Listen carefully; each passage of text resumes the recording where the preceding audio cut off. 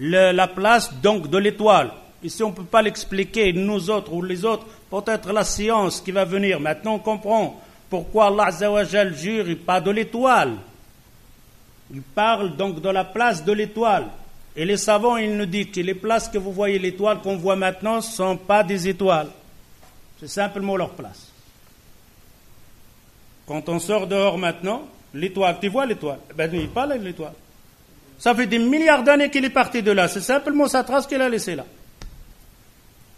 Mawaqi', la place de cette étoile. Dans la lumière qu'on voit, il y avait une étoile là. Celle-là, ce n'est pas l'étoile, c'est sa place simplement. Et ça, vous pouvez voir ça quand on va à une vitesse, parce que ça, tout fonctionne en vitesse. Nous autres, on le voit tout long, mais ça va vite, trop vite. Si vous faisiez par exemple un bateau, vous l'allumez, nous autres, on jouait avec ça. Dans le temps, on allumait un bateau de feu, on fait comme ça. On le fait aller vite, vite. Je fais comme ça. Eh ben, le point de départ, il est toujours là. Et mon bateau, il est déjà là avec deux. Si vous faisiez ça avec un bateau, vous mettez du feu dedans, et vous le bougez comme ça, de l'autre côté, vous voyez voir le feu rond. Et lui n'est pas rond. C'est simplement sa trace qu'il a laissée là-dedans. Alors, quand Allah Azza wa Jal, il te dit mawaqi', les autres savants, ils te disent mawaqi', parce que les distances qu'il y a entre ces étoiles ici, c'est immense. Et Allah Azza wa Jal regarde le terme qu'il nous dit فَلَا أُقْسِمُ بِمَوَاقِعِ النُّجُومِ وَإِنَّهُ لَقَسَمٌ لَوْ تَعْلَمُونَ عَظِيمٌ. C'est un grand juré, si vous le savez, cette grandeur de cette juré sur les mawaqi' al-nujum, les places de ces étoiles. Beaucoup de paroles, il va ramener ici la même chose, comme les savants, ils nous te disent que la lune est en train de s'approcher du soleil et le soleil va avaler la lune, le contraire de la terre.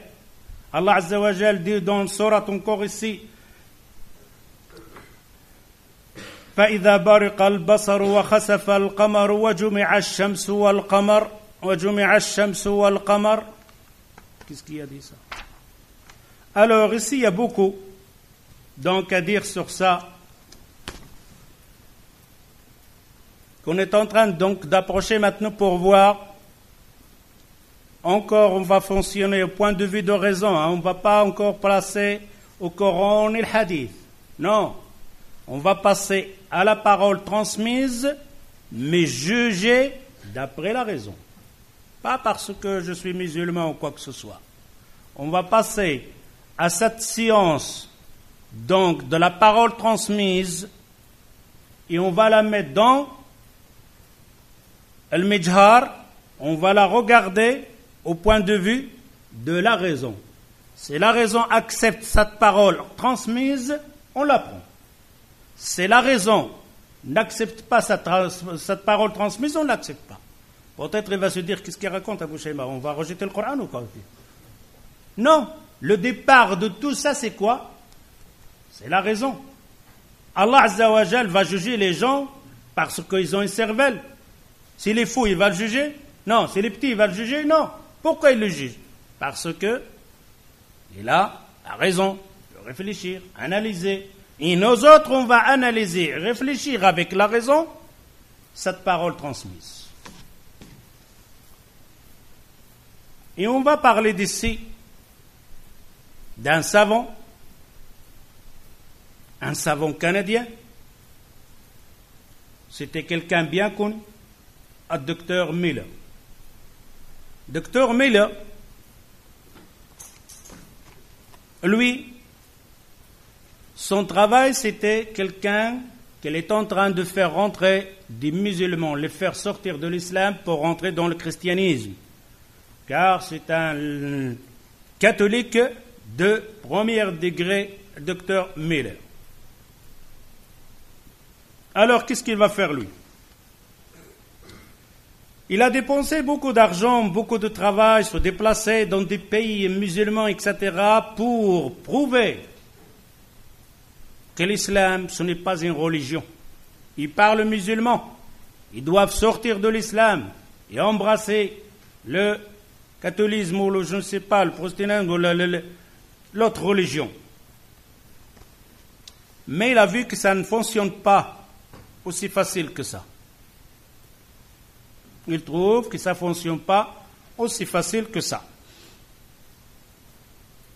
Alors il a dit, dans lui-même, Regarde quelqu'un qui là va faire fonctionner la raison. Dans sa raison, dans sa croyance, dans son dogme, que Mohammed n'est pas un messager, que le Coran ce n'est pas la parole de Dieu. C'est Mohammed qui a écrit ça. C'est comme ça qu'il croit, Dr Miller. Puisqu'il croit ça, il est convaincu à 200%, puisque ce n'est pas un livre, la parole de Dieu, c'est la parole d'un homme, et qui dit la parole de l'homme, défaut dedans, erreur dedans, beaucoup de failles dedans. L'idée de Miller, convaincre les musulmans, prouve, là, c'est-à-dire que le Coran n'est pas la parole de Dieu. Et lui, il est convaincu de ça. Il n'a pas lu encore. Il va travailler sur le Coran. Il va lire le Coran. En lisant le Coran, il ramasse tous les failles dedans, toutes les erreurs que Mohammed va commettre. Et aller discuter avec les musulmans, avec le livre, votre livre, comme il a fait Ahmed Didad, rahimahullah. Ça, c'est la parole de Dieu. Regardez, regardez, regardez. Le musulman, il est là. La preuve en main maintenant. Alors, on va voir l'histoire de Dr Miller. Gary Miller. Alors, spécialiste dans la Bible.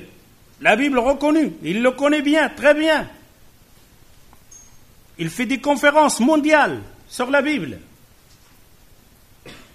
Alors, on va lire cette histoire sur lui. هذا الرجل يحب الرياضات بشكل كبير لذلك يحب المنطق والتسلسل المنطقي لأمور في أحد الأيام. Lui, c'est aussi un savant de riyadiyat, encore quelqu'un qui fait le calcul mathématique, spécialiste dans la mathématique, c'est celui-là. في أحد الأيام أراد أن يقرأ القرآن بقصد أن يجد فيه بعض الأخطاء التي تعزز موقفه عند دعوته للمسلمين الذين أو للدين النصراني. Alors, comme je disais, il a voulu à ce moment-là étudier le Coran et montrer aux musulmans où il y a les erreurs, montrer la preuve que le Coran n'est pas la parole de Dieu. كان يتوقع أن يجد القرآن كتاب قديم مكتوب من ذو 14 قرنا يتكلم عن الصحراء وإما لا ذلك لكنه ذهل مما وجد فيه. Premièrement, il va ouvrir le Coran. Il a une image déjà de la personne Mohammed en désert en 1400 ans. 14 000 siècles passés. Comment il va penser? Il ne va pas parler de désert, etc., des chèvres et des moutons, etc. Tu vois, Mohammed sallallahu alayhi wa sallam, 1400 ans, 1500 ans dans ce temps-là, comment il est? Rien. Ni technologie, ni rien. Mais, il est resté, comme on dit, bêche-bêche. Il n'arrive pas à comprendre qu'est-ce que c'est que ça comme livre. بل واكتشف أن هذا الكتاب يحوي على أشياء لا توجد في أي كتاب آخر في هذا العالم. Il a découvert que dans le Coran, il y a des choses qui ne se trouvent pas dans aucun livre mondial, sauf dans le Coran. Première chose qu'il a dans sa tête, lui, الكاتب تتغير كتابته مع أحواله. Un écrivain. Un écrivain, il est automatiquement, comme il est connu, dans la nature humaine, sa vie contemporaine, sa journée, son mois, a un effet sur son écriture.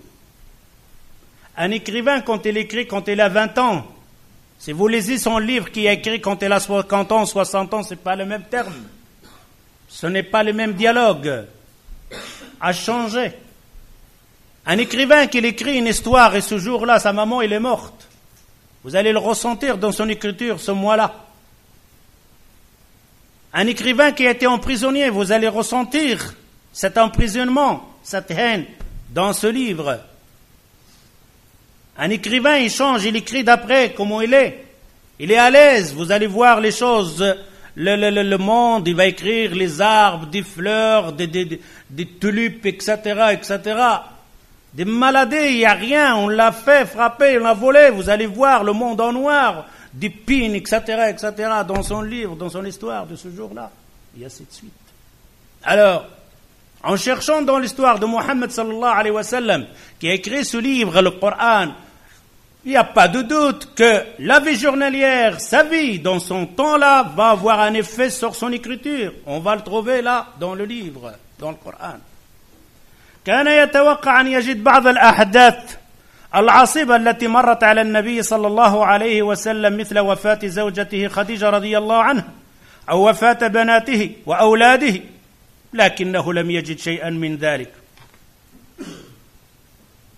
Il regarde, lui, il va trouver dans le Coran les jours qui sont difficiles pour le prophète. Les jours les plus difficiles pour le prophète, c'est le jour, la mort de sa épouse, la bien-aimée, Khadija radiyallahu anha. Il va trouver quelque chose dans le Coran qui est passé sur le prophète, un jour difficile, à la mort de ses enfants. Il dit, il trouve rien dans le Coran. Rien qui parle de Khadija, la bien-aimée. Qu'après la mort de Khadija, il ne voulait même pas se marier. Mais il ne trouve pas même une ligne, même une phrase sur Khadija dans le Coran. C'est quoi ça comme un écrivain? Un écrivain spécial. Il dit لكنه لم يجد شيئا من ذلك بل الذي جعله في حيرة من أمره أنه وجد هناك سورة كاملة في القرآن تسمى سورة مريم. Un écrivain. Il aime une femme qui s'appelle Khadija, il meurt, il ne dit rien. Ses enfants, Dakar, les enfants garçons meurent, il ne dit rien. Son épouse, la bien-aimée Aïcha, il ne dit rien. Et tout d'un coup, il trouve dans le Coran un verset, une sourate, s'appelle Maryam. C'est quoi ça comme écrivain? Alors il dit وفيها تشريف لمريم عليها السلام لا يوجد مثيل له في كتب النصارى ولا في أناجيلهم ولم يجد سورة باسم عائشة أو فاطمة رضي الله عنهن. Il trouve dans le Coran sourate Maryam, ça parle de Maryam d'une manière, de l'ange qu'il a fait le Coran. Un Maryam, il dit on ne le trouve ni dans l'Injil ni d'autres livres. De ceux-là qui adorent Maryam, qui font les statues, je ne sais pas, l'ordre de la Maryam, elle est apparue là, etc., elle est apparue par là, mais il n'y a pas un livre qui a parlé comme il a parlé le Coran de Maryam. Il ne trouve même pas une sourate ni de Aïcha, ni de Fatima, ni de Khadija. Il trouve une sourate qui parle de Maryam. Et quelle manière elle a parlé de Maryam. ولم يجد سورة باسم عائشة أو فاطمة رضي الله عنهن وكذلك وجد أن عيسى عليه السلام ذكر بالاسم 25 مرة في القرآن في حين أن النبي محمد صلى الله عليه وسلم لم يذكر إلا 5 مرات فقط فزادت حيرة الرجل. Il trouve dans le Coran, Dr. Miller, que le nom de Isa alayhi salatu wassalam de Jésus, il est prononcé dans le Coran 25 fois. Le nom de Jésus. Lui croit à Jésus. Un écrivain, il écrit un livre. Il parle de Jésus 25 fois dans le Coran et qu'il est l'ange, il donne à Jésus.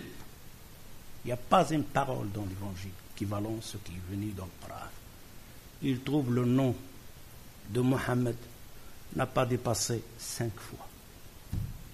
Un drôle d'écrivain. Un drôle d'écrivain. Ce qu'on appelle ici la raison. Un écrivain, on connaît comment il fonctionne. Ben alors où est-ce qu'il est? C'est Mohammed lui-même, il a écrit le Coran.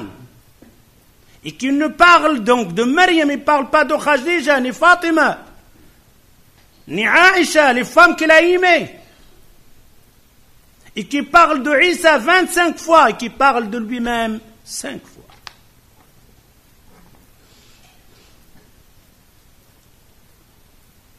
فزادت حيرة الرجل. Dr. Miller, il commence à s'étonner de plus en plus. أخذ يقرأ القرآن بتمعن أكثر لعله يجد مأخذا عليه. Il a retroussé ses manches. Il va lire le Coran maintenant tout doucement. Comme il est venu là, je vais trouver des fautes là, je vais lire. Là, il va lire